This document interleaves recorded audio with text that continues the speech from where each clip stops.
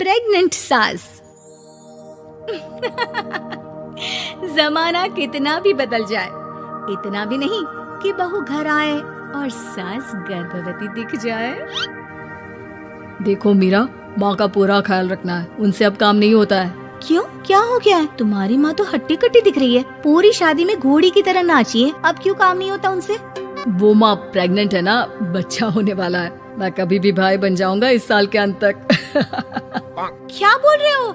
वो सर पर हाथ रखकर बैठ जाती है। यार पहले क्यों नहीं बताया? कैसा मजाक है ये? झूठ बोल रहे हो ना? हाँ, झूठ बोल रहे हो ना? तभी ससुर की आवाज आती है। बहू, पानी गरम कर दे, तेरी सास को दवाई देनी है। समय पर दवाई ना दी तो परेशानी हो जाएगी। और हाँ, जरा काजू पीस कर दूध में मिलाकर ले आना। तेरी सास खुद से तो अपनी संभाल करेगी नहीं। हे भगवान, ये मैं क्या सुन रही हूँ? ये ससुर जी को क्या हो गया है? मैं क्या सोच कर आई थी? हाय रे, मैं तो किसी को मुंह भी नहीं दिखा पाऊंगी। अब ये रोना धोना बाद में करना, पहले गर्म पानी कर दो। माँ को दवाई देनी होगी। और हाँ, रात को माँ के पैरों में तेल लगा देना। बहू को गुस्सा आ जाता है। वो बड़बड़ करती किचन में जाती है जहाँ उसका ससुर खड़ा होता है। एक बड़ी जिम्मेदारी है हम सबके सर ऊपर। इस उम्र में माँ बनना खतरे से खाली नहीं होता। हाँ हाँ पता है, तो क्यों बन गई माँ? अरे खतरे से कम नहीं है तो क्या जरूरत थी लल्ला पैदा करने की? कैसी बात कर रही हो बहू? क्या तुम खुश नहीं कि घर में एक नया मेहमान आएगा, छोटे छोटे पैरों से पूरे घर में घूमेगा? पिताजी, ये हाथ जोड़े आपके, आप यहाँ से जाओ। ये शायरी बाद में बताना, अभी मैं पानी गरम करके थर्मस में दे देती हूँ। सारा दिन पिलाते रहो गरम पानी। और हाँ, ये बच्चे की बात बार बार मुझसे कोई नहीं करेगा।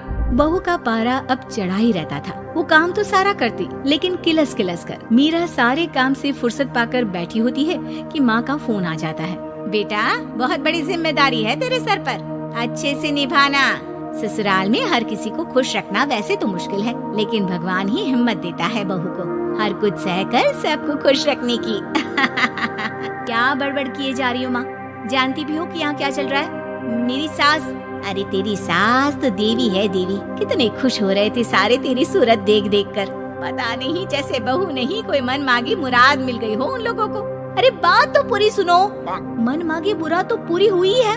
अरे मेरी सास को बच्चा होने वाला है, प्रेग्नेंट है वो। क्या बकवास कर रही है मीरा? ये बात किसी को कहना मत। मुझे तो बता दिया, लेकिन अब अपनी जबान सिल ले। कहाँ है तेरी सास? बात तो करा मेरी। पूछू जरा, पोता पोती खिलाने की उम्र में खुद का बच्चा खिलाने का शौक कहाँ से आ गया?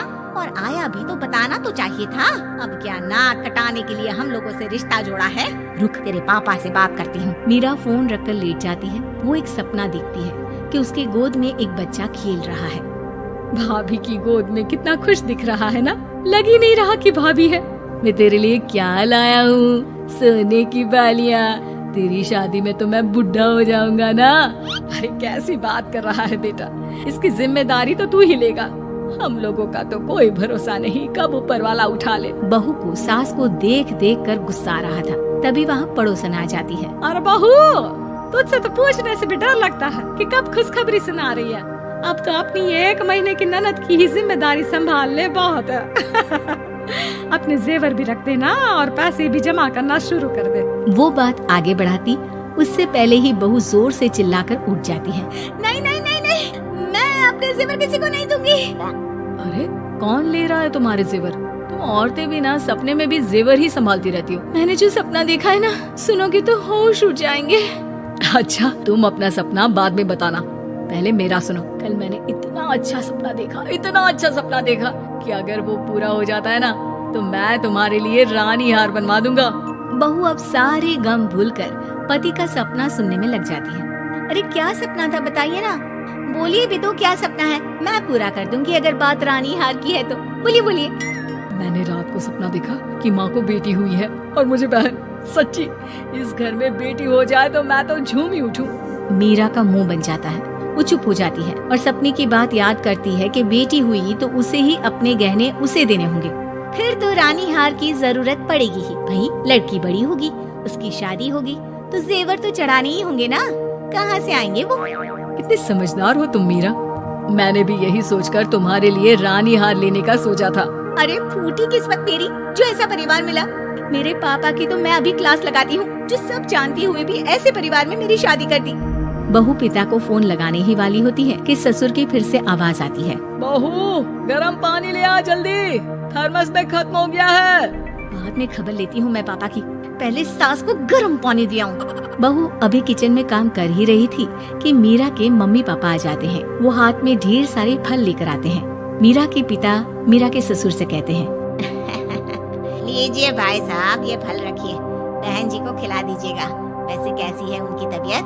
बस पता तो है आपको, ऐसे वक्त में जो होता है बस वही सब। मुझे तो सुनकर बहुत गुस्सा आया था, लेकिन चलिए, भाग्य में जो है लिखा उसे कौन टाल सकता है। डॉक्टर को दिखाए? हाँ, बस डॉक्टर आने ही वाला है। अच्छा हुआ आप लोग भी आ गए। उतने में एक सुंदर सी लेडी डॉक्टर आती है। पेशेंट कौन है आप? अरे नहीं जी, मैं तो बहू हूँ इस घर की। मैं तो अभी सोच भी नहीं सकती पोता या पोती के बारे में। अभी तो मेरी सास ही। अरे चुप हो जाना, देख तो ले, डॉक्टर है ये, किसी के भी सामने गुस्सा फोड़ देती है। डॉक्टर कमरे में जाती है और थोड़ी देर बाद बाहर आ जाती है। पीछे से सास भी निकल आती है।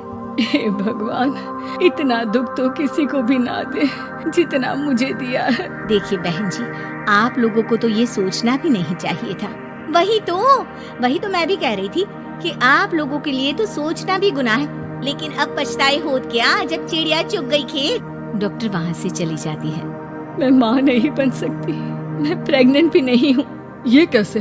तुम तो बोल रही थी कि अरे वो गैस का दर्द था और पेट भी गैस से फूल रहा था। डॉक्टर ने चूर्ण दे दिया है, गर्म पानी से फाँकना है। हाँ? मैं अभी लाती हूँ गर्म पानी। अरे मैं तो गीजर ही लगा देती हूँ। हाय रे, खुशी के मारे पागल ना हो जाओ।